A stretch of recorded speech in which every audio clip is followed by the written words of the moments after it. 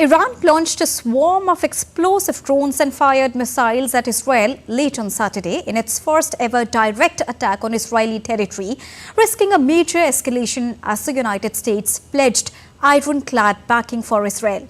A barrage of objects were seen flying through the sky from Bethlehem, West Bank, in the early hours of Sunday as drones and missile attacks from Iran are expected to continue towards Israel. Meanwhile, Israel said it had intercepted 99% of Iranian projectiles launched at Israel last night, says IDF spokesperson. Now, one of the 331 missiles and drones launched by Iran at Israel and 185 out of 185 kamikaze drones were shot down.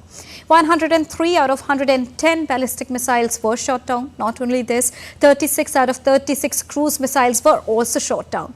7 ballistic missiles impacts have been recorded on Israeli territory along with this.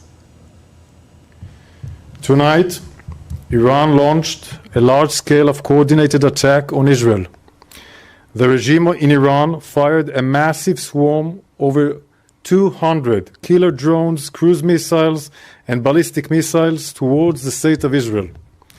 Together with our allies and partners across the region, we are operating at this very moment to defend Israel from Iran's attack. So far, we have intercepted the vast majority of incoming missiles by Israeli systems. So far, we have intercepted and are continuing to intercept dozens of attack drones as well as cruise missiles and ballistic missiles outside of Israel's border. A number of Iranian missiles fell inside Israeli territory, causing minor damage to a military base with no casualties. Only one little girl has been hurt, and we hope she will be well. Italy, that holds the rotating presidency of the G7, has called a video meeting of G7 leaders on Sunday to discuss Iran's attack on Israel late on Saturday. The G7 call will be held in the early afternoon as per European time. US President Joe Biden has pledged a coordinated G7 diplomatic response to the drone and missile attack, which he condemned. An Italian foreign minister said he hoped that the Israeli government shows restraint in its response. German Chancellor Olaf Scholz condemned Iranian airstrikes on Israel on Sunday. Taking to social media platform X, Scholz said that the attack on Israeli territory by Iran was unjustifiable and risks a further escalation in the region.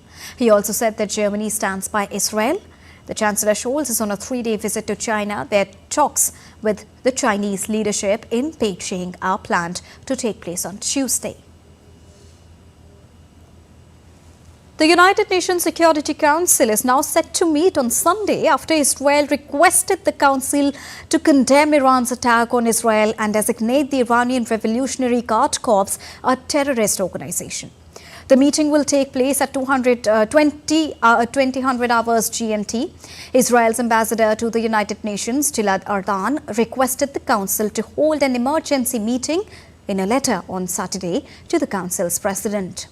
Iran launched a swarm of explosive drones and fired missiles at Israel late on Saturday in its first ever direct attack on Israeli territory, risking a major escalation. World leaders have condemned Iran's attack against Israel on Saturday. In a post on social media platform X, US President Joe Biden reaffirmed his country's ironclad support to Israel against threats from Iran and its proxies.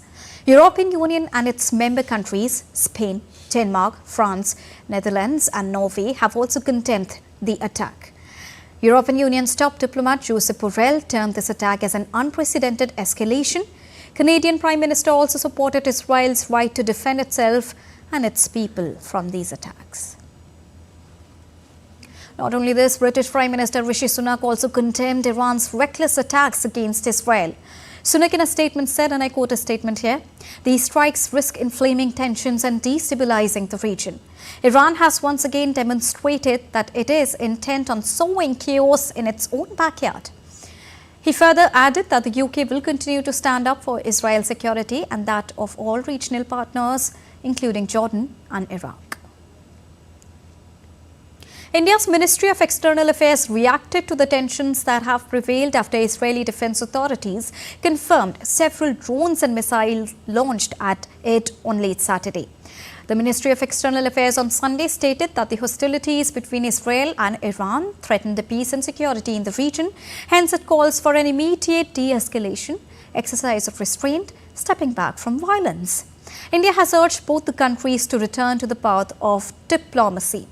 The Ministry of External Affairs also said it is closely monitoring the evolving situation, adding its embassies in the region are in close touch with the Indian community.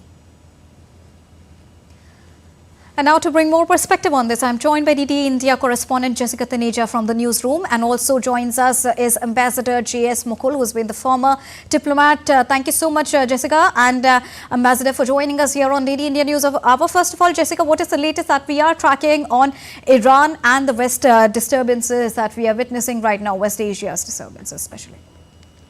We've heard from the leaders who've condemned this recent escalation in the region. As you know, from October 7 till now, many months have passed, but there has been no paucity and no proper consensus that would eventually lead to some end of this war or conflict that we've been observing and seeing the last so many months.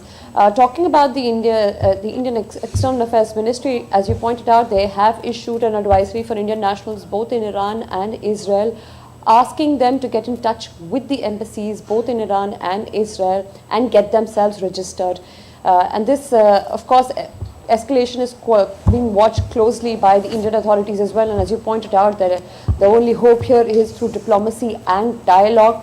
But given the significance of how this entire crisis is unfolding at this point, and as you pointed out, more than 100 cruise missiles, ballistic missiles and suicide attack drones have been fired at Israel, which have been thwarted by joint efforts of the Israeli military along with the Americans and the Australians and the Brits, who have been able to help them in creating that deterrence so far against Iran. And as you pointed out, the backdrop of this was the suicide attack with drones on the embassy, the Iranian embassy in Damascus, that led to the killing of 7 military officers of the Quds who were there, and according to reports, planning out and ensuring that their Middle East, the plan for the Hezbollah is continued.